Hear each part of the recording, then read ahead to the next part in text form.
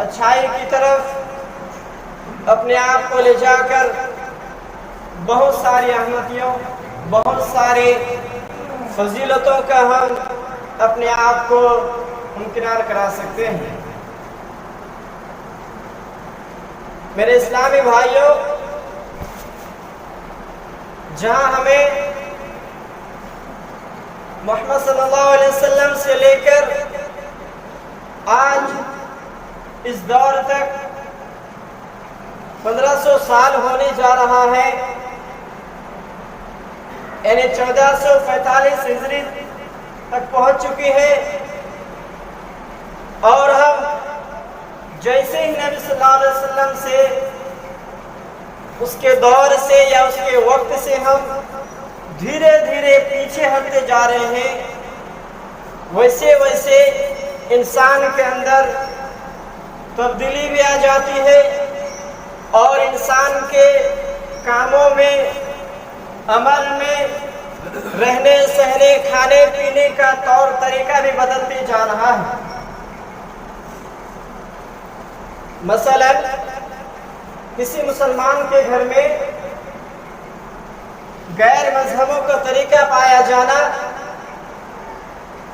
یا کسی غیر مذہب کے گھر میں مسلمانوں کا طریقہ پایا جانا، یہ اسی زمانے کی دوری ہے جس زمانے کو نبی صلی اللہ علیہ وسلم کے وقت ہمارے لیے وہاں استعمال کیا گیا تھا۔ یعنی ہمارے چلنے پھرنے، کھانے پینے، یا دولت کمانے، پیسہ کمانے، یا کسب حلال و حرام، طیب و خبیث چیزوں میں ہر وہ چیز جو اس وقت بھی ہوا کرتی تھی اور اس زمانے میں بھی ہوا کرتی ہے، جیسے اس وقت بھی چاول، گیہوں، جو کھایا کرتے تھے، اس وقت میں بھی لوگ کھایا کرتے ہیں۔ اس وقت میں بھی چاند، سورج، تارے، ہر چیز موجود تھے، آج بھی موجود ہے۔ اس وقت میں بھی انسان کے دو ہاتھ، دو پیر، دو آنکھ اور جو جسم کے اعضاء ہیں سب برابر تھے۔ ہر چیز اس زمانے کے حساب سے چلی آ رہی ہے، لیکن یہاں سوال صرف ایک ہے، اس زمانے کے لوگوں کو جنتی کہا جا رہا تھا۔ آپ صلی اللہ علیہ وسلم نے نام لے لے کر پکارا تھا کہ اے عمر تم جنتی، اے طلحہ تم جنتی، ابو بکر تم جنتی، عثمان تم جنتی۔ 10 صحابیوں کا نام نبی صلی اللہ علیہ وسلم نے دنیا میں ہی جنتی گھوشت کر دیے تھے۔ اس زمانے کے لوگ اس طرح تھے، آج بھی ہم اسی طرح ہیں، کھاتے پیتے گھومتے پھرتے سب کچھ ہے، ہم عمل بھی کرتے ہیں، برائی بھی کرتے ہیں۔ لیکن سوال یہ ہے کہ آج کے اس دور کے انسانوں کو یا مسلمانوں کو کیا جنتی بتایا جا سکتا ہے یا نہیں؟ کہ بھی آپ نے، اسلامی بھائیوں نے اپنے اندر یہ سوال کیا ہے کہ ایک صحابی کو جب کہا جاتا تھا کہ اللہ کے راستے میں تم صدقہ و خیرات کیا کرو، تو اپنے گھر کو فاقہ و خالی کرنے کے بعد اللہ کے راستے میں ہر چیز کو دے دیتا تھا۔ آج کے اس دور کے مسلمانوں کو صرف 5 وقت کی نماز پڑھنے میں پہاڑ معلوم ہوتا ہے۔ ساری دولت حضرت عمر رضی اللہ تعالیٰ عنہ اور حضرت ابوبکر رضی اللہ تعالیٰ عنہ، ان دونوں میں مقابلہ چلا کرتے تھے۔ روایتیں پہلے بتا دی گئی ہیں کہ اچھائی میں یا اچھے کام کرنے میں، صدقہ و خیرات دینے میں، زکوٰۃ کو ادا کرنے میں، ان دونوں میں ہمیشہ کمپٹیشن لگا کرتا تھا۔ لیکن ہر وقت حضرت عمر رضی اللہ تعالیٰ عنہ ابوبکر سے ہار جاتے تھے، کیونکہ حضرت ابوبکر رضی اللہ تعالیٰ عنہ صلی اللہ علیہ وسلم جس قدر محبت رکھتے تھے کہ کوئی بھی حکم یا کوئی بھی فرمان نبی صلی اللہ علیہ وسلم کی زبان سے نکلتے ہی اس پر عمل کر لیتے تھے۔ آج ہمیں بھی وہی حکم دیا جا رہا ہے کہ وَأَقِيمُوا الصَّلَاةَ وَآتُوا الزَّكَاةَ وَارْكَعُوا مَعَ الرَّاكِعِينَ، کہ اے ایمان والو کہ تم زکوٰۃ ادا کرو، نماز پڑھو اور رکوع کرنے والوں کے ساتھ رکوع کرو۔ وہی حکم اس دور میں بھی دیا جا رہا تھا، آج بھی اسی حکم کو دیا جا رہا ہے۔ روایتیں یہاں تک آتی ہیں کہ دنیا میں کچھ کتابوں کا ذکر ہے، جیسے انجیل، تورات، زبور یا صحف موسیٰ، جو بھی کتابیں ہیں، ان ساری کتابوں میں رد و بدل، تبدیل، ایک حرف کو بدل کر دوسرے حرف لائے گئے ہیں۔ لیکن قرآن ایک ایسی کتاب ہے جس طرح اس دنیا میں نازل ہوئی تھی، اللہ کے فضل و کرم سے وہ کتاب آج بھی اسی طرح موجود ہے۔ لوگوں نے چاہا تھا اسے کہ بدل دے، کچھ لوگوں نے کہا بھی تھا کہ اس آیت کے یہاں نہیں ہونا چاہیے، کہیں اور ہونی چاہیے، لیکن وہ لوگ اس کام میں کامیاب نہیں ہو پائے، بلکہ اسلام چھوڑ کر جانے میں مجبور ہو گیا۔ لیکن قرآن میں رد و بدل آج تک کسی انسان نے کیا، کسی بھی بڑے عالم نے یا کسی بھی علامہ الدہر نے نہیں کر پایا۔ اسی قرآن میں ایک آیت ہے، وَأَقِیمُوا الصَّلَاةَ وَآتُوا الزَّکَاةَ وَارْكَعُوا مَعَ الرَّاکِعِینَ، سورہ البقرہ کی آیت ہے۔ اس زمانے میں نبی صلی اللہ علیہ وسلم نے جو حکم دیے تھے وہی آیت آج بھی موجود ہے، اور اس زمانے کے لوگ اس آیت کے اوپر عمل کیا کرتے تھے۔ اسے بتایا گیا تھا کہ نمازوں کو وقت پر پڑھو، وہ لوگ پڑھتے تھے۔ زکوٰۃ کو وقت پر ادا کرو، وہ لوگ دیتے تھے۔ پڑوسی کا حق، پڑوسی کی دکھ و تکلیف سے پہلے ادا کر دیا کرو، وہ دیتے تھے۔ اگر آپ کے گھر میں مزدور ہے تو مزدور کے پسینے سوکھنے سے پہلے آپ اس کی مزدوری دے دیا کرو، وہ لوگ دیا کرتے تھے۔ لیکن آج کے اس دور میں جہاں ہمیں ہمارے ایمان کے متعلق یا اسلام کے متعلق یا اسلام کی جو 5 بنیاد ہے یا ایمان کی جو 6 ارکان ہے، اکثر مسلمان کو معلوم نہیں ہے۔ اسلام کے بارے میں اکثر مسلمان کو پتہ نہیں ہے، لیکن اگر اسی انسان سے پوچھا جائے کہ آپ کے فیس بک یا ٹویٹر میں کتنے فالوورز ہیں، کتنے فرینڈز ہیں، فخر سے بولیں گے میرا 5000 ہے، 7000 ہے، 8000 ہے۔ ایسا کیوں؟ کیونکہ آپ نے اسلام کو اپنے اندر سے باہر کر دیا ہے۔ آپ صرف نمونہ ایک مسلمان بنے ہوئے ہیں، مسلمان کے گھر میں جنم لیے ہیں، اس لیے آپ مسلمان کہتے ہیں۔ جملہ اگر کڑوی اس کے لیے معافی چاہتے ہیں، لیکن ہمارے دوران ایک ایسا وقت آ چکا ہے کہ ہمیں جہنمی بننے سے کوئی نہیں روک سکتا۔ ایک مسلمان ہو کر اس کے گھر میں ڈی جے کا بجنا یا شادی بیاہ میں غلط رسمیں استعمال ہونا، یہ سب مسلمان کی علامت نہیں ہے۔ ایک مسلمان کے گھر میں دوسرے مسلمان اگر کوئی جھگڑا یا فساد ہو جائے، ان اللہ یحب المقسطین کا عمل نہ ہونا، یہ مسلمان کی علامت نہیں ہے۔ ایک مسلمان دوسرے مسلمان سے جب جھگڑ پڑے تو تیسرے کو چاہیے کہ اس میں صلاح کر دے، اصلاح کروا دے، لیکن تیسرا بھی چاہتا ہے کہ نہیں اس کی جیت ہو اور اس کی ہار ہو، یہ مسلمان کی علامت نہیں ہے۔ یہ ایک مسلمان دوسرے مسلمان کے لیے سازشیں کیا کرتے ہیں، یہ مسلمان کی علامت نہیں ہے۔ ایک مسلمان کے گھر میں اس کی بہن، بیٹی، ماں، بیوی یا خود نماز میں آتے نہیں ہیں، یہ مسلمان کی علامت نہیں ہے۔ میرے بھائیوں، اسلام نے ہمیں جن مشقتوں کو جھیلنے میں مجبور کیا ہے، انہی مشقتوں کو اللہ تعالیٰ نے جنت کے دروازے پر بچھا دیا ہے۔ جہنم کو ایک ہائی وے روڈ بنا کے رکھ دیا اللہ تعالیٰ نے، گاڑی تیزی سے چلاؤ جہنم میں پہنچ جاؤ۔ جنت میں جانے کے لیے آپ کو اس گڈھے والی سڑک سے چلنا ہوگا جہاں میں آپ کے پورا جسم ہل جائیں گے۔ اسی طرح ٹھنڈی کے موسم میں آپ کو وضو بنا کر نماز پڑھنا ہوگا، 10 آدمی بیٹھے ہوئے ہیں، وہاں سے آپ خود کو لے جا کر مسجد میں لے جانا ہوگا۔ آپ کے گھر میں 10 کلو اناج ہے، 10 کلو میں سے 10 किलो आपके घर में खाने के लिए लगेगा। लेकिन इस्लाम ने कहा है, अल्लाह के नबी सल्लल्लाहु अलैहि वसल्लम ने कहा भी है, आपके पास अगर 10 किलो अनाज है, उन्हीं में से अगर 5 किलो भी ज़कात के लिए निकालना पड़े तो आप उसको भी निकाल लें, आइंदा के लिए अल्लाह ताला खुद आपके लिए बंदोबस्त कर देंगे।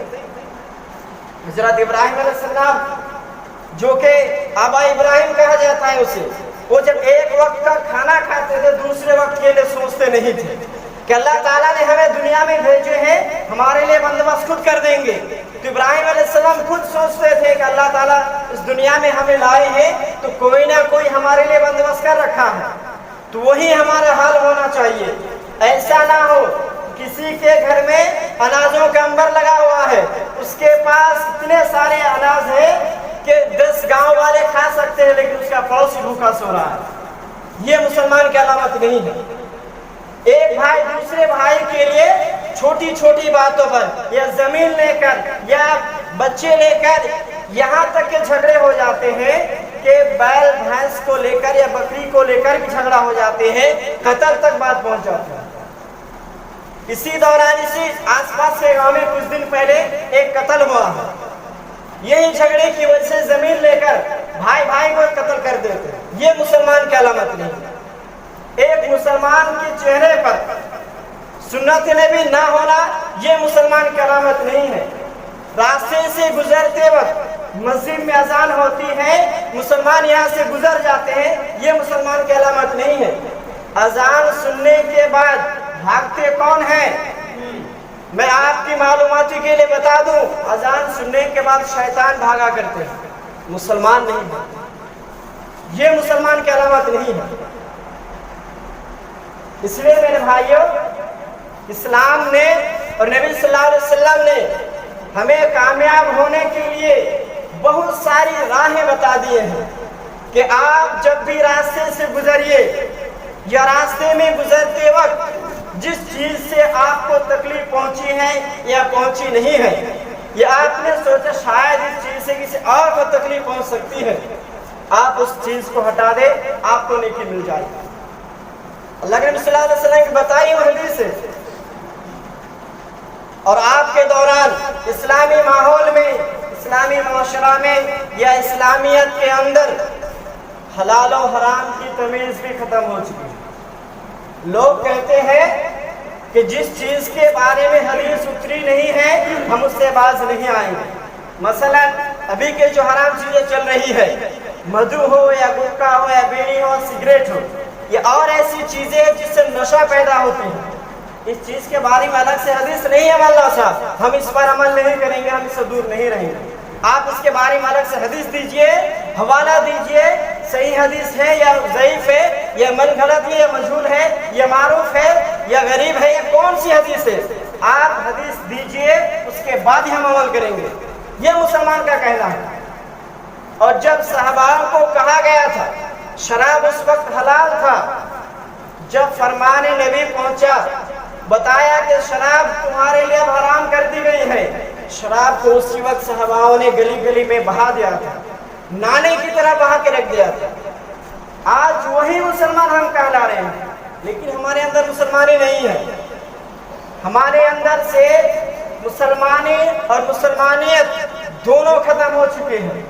अपने आप को या अपने घर के अहल वयान को, जितने भी लोग हैं हमारे अंडर में, ये हमारे ऊपर जिम्मेदारी में, उन सारे लोगों से आप अगर पूछेंगे इब्राहिम अलैहिस्सलाम कौन थे, आदम अलैहिस्सलाम कौन थे, नूह अलैहिस्सलाम कौन थे, ये हमारे नबी के ऊपर जो कलमा नाजिल किया गया उस कलमे को आप बता दीजिए, या जो किताब नाजिल हुई है उसकी सिर्फ एक आयत पढ़ के सुना दीजिए। मुसलमान के घर में बहुत ही मुश्किल हो सकता है। अल्लाह ना कर ऐसा हो, अल्लाह ताला से दुआ है कि हर मुसलमान को कुरान पढ़ना आता हो। और हज़रत जाकिर नाइक का कहना है कि अगर आप मुसलमान हैं तो आपके सीने में कुरान होना चाहिए। जिस सीने में कुरान नहीं है वो वीरान घर की तरह है, जिस घर की कोई कीमत नहीं है। मैंने कुबे मसनूना के बाद एक आयत पढ़ी थी कि या अय्युहन्नास कुलू मिम्मा हलालन तय्यबा वला तत्तबिउ खुतवाति शैतान इन्नहु लकुम अदुव्वुम मुबीन। कि आज मुसलमान माशरा में حلال و حرام کی تمیز ختم ہو چکی ہے. لوگ کماتے بہت ہیں، دولتوں کو جمع کرتے ہیں، بینک بیلنس کو آگے بڑھانے میں لوگ بہت ہی زیادہ محنت قد و کاوش کیا کرتے ہیں، لیکن اگر غور و فکر سے کام لیا جائے یا اس کے اندر سے تلاش کی جائے تو وہ جو دولت آ رہی ہے یا پیسہ کما رہے ہیں اس کے طریقے کیسا ہے، کس طریقے میں عمل کرنا چاہیے اور کس طریقے سے پیسہ آئے تو ہمارے لیے حلال ہے، یہ مسلمانوں کے درمیان نہیں ہے. آج ہمارے درمیان ایک حرام کمائی کا ذریعہ ایک ڈریم 11 ہے جسے لوگ کہتے ہیں کہ اس کے بارے میں حدیث نہیں ہے. بیڑی سگریٹ پیتے ہیں تو کہتے ہیں اس کے بارے میں حدیث نہیں ہے. چانس ہے یا چار میں ہے، اس سے الگ حدیث نہیں ہے یا کسی کتاب میں لکھا نہیں ہے. لیکن آپ کی معلومات کے لیے ایک حدیث بتا دوں، کلو مسکرین حرام، ہر ایسی چیز جس سے نشہ پیدا ہو وہ چیز حرام ہے. کچھ لوگ یہاں تک بھی کہہ دیتے ہیں اس کو نشہ کرتے کرتے عادت بن چکی ہے، اسے اب نشہ نہیں لگتا، وہ کہتے کہ میرے لیے حرام ہے. لیکن آپ نے جب پہلی بار اسے استعمال کیا تھا تو آپ کو بھی نشہ کا خدشہ ہوا تھا، آپ کو بھی نشہ لگا تھا، تو اسی وقت آپ کے لیے حرام تھا. آپ نے اسے استعمال کر کے بار بار استعمال کیا، جس وجہ سے آپ کا جسم اس چیز کا عادی بن چکا ہے. اس چیز سے آپ کے جسم کو کوئی فرق نہیں پڑ رہا ہے. ایک فرق پڑ رہا ہے، آپ کے جسم کمزور ہو رہا ہے، اور دوسری بات آپ کے لیے وہ چیز حرام تھی، آپ نے بار بار استعمال کرنے کے بعد اس چیز کو آپ نے حلال کر لیا. یہ مسلمان کی علامت نہیں ہے. ایک مسلمان دوسرے مسلمان کو مارنے کے لیے گھات میں بیٹھے رہنا، یا اس نے مجھے کل مارا تھا، جس وقت موقع ملے گا میں مار دوں گا، یہ مسلمان کی علامت نہیں ہے. گھر میں حلال چیزوں کا رکھنا اور اس کے بارے میں فتوی طلب نہ کرنا یا اس مسئلے کے بارے میں علماء سے رابطہ نہ کرنا، بلکہ اس کی کمائی سے بچوں کی پرورش، آپ کا کھانا پینا پہننا، ہر چیز کا استعمال کرنا، یہ مسلمان کی علامت نہیں ہے. نبی صلی اللہ علیہ وسلم نے حضرت سعد بن وقاص رضی اللہ تعالیٰ نے روایت کرتے ہیں کہ لوگوں میں ایک ایسا زمانہ آئے گا کہ وہ لوگ حلال و حرام کی طرف دھیان ہی نہیں دے گا اور وہ لوگ اسی میں ملوث رہیں گے. آج وہی ہو رہا ہے. حرام چیز ہمارے درمیان ہے لیکن ہمیں وہ چیز زیادہ اہمیت نہیں لگتی. ہم اس بارے میں علماء سے فتویٰ طلب نہیں کرتے، ہم اس بارے میں کسی عالم سے یا کسی جانکار سے پوچھتے نہیں ہیں کہ ہم نے جو یہ چیز استعمال کیے ہیں یا 10 پیسہ یا 10 روپیہ میرا اس راستے سے آیا ہے، مولانا صاحب یا علماء صاحب آپ بتائیے اس پیسے کا آنا اور استعمال کرنا کیسا ہوگا. کوئی مسلمان سوال نہیں کرتے. میرے بھائیوں، باتیں بہت ساری ہیں. مسلمان ابھی اسلام سے پیچھے ہٹ چکے ہیں. اسلام کو اپنے اندر لانا ہوگا، اپنے آپ کو مسلمان بنا کے دکھانا ہوگا. اللہ تعالیٰ ساری دعاؤں کو قبول کرنے والے ہیں. لیکن نبی صلی اللہ علیہ وسلم نے حضرت ابن عباس رضی اللہ عنہ سے روایت ہے، وہ فرماتے ہیں نبی صلی اللہ علیہ وسلم نے فرمایا کہ ایک شخص بہت ہی دور دراز سے سفر کر کے آیا اور آنے کے بعد مسجدوں میں یا کہیں اور جا کر اللہ تعالیٰ کی بارگاہ میں ہاتھ اٹھا کر کہتے یا رب یا رب. نبی صلی اللہ علیہ وسلم کہتے ہیں یہ جو شخص ابھی اللہ تعالیٰ کو پکار رہا ہے یا لمبے سفر کر کے آیا ہے، اس کی دعا کیسے قبول ہو؟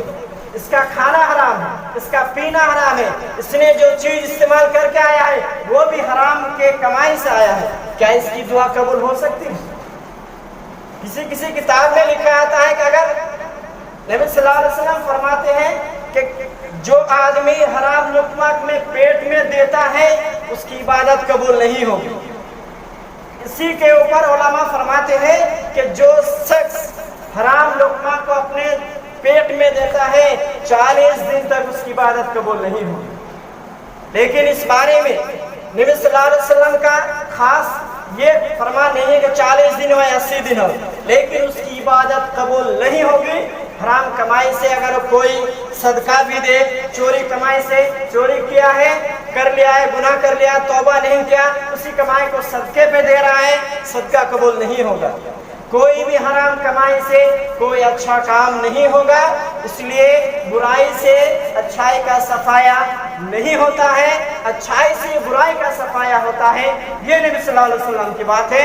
میرے بھائیوں، اسلام نے ہمیں جن چیزوں سے آشنا کرایا ہے اور جن چیزوں سے ہم ناآشنا ہیں، یعنی جن چیزوں کو ہم جانتے ہیں اور جن چیزوں کو جانتے نہیں ہیں، آپ انہیں جاننے والوں سے جان لیجئے، کیونکہ اللہ کے رسول صلی اللہ علیہ وسلم نے کہا ہے فَاسْأَلُوا أَهْلَ ذِكْرٍ إِن كُنتُمْ تَعْلَمُونَ، ہر وہ جاننے والا اور جو جاننے والا نہیں ہے برابر نہیں ہو سکتا ہے۔